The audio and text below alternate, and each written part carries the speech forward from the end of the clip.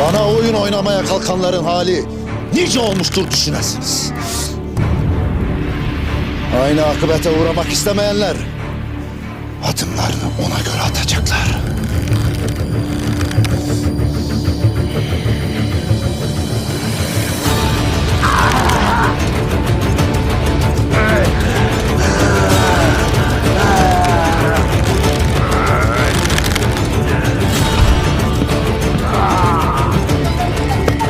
Dayı, Mamsu Bey geldi.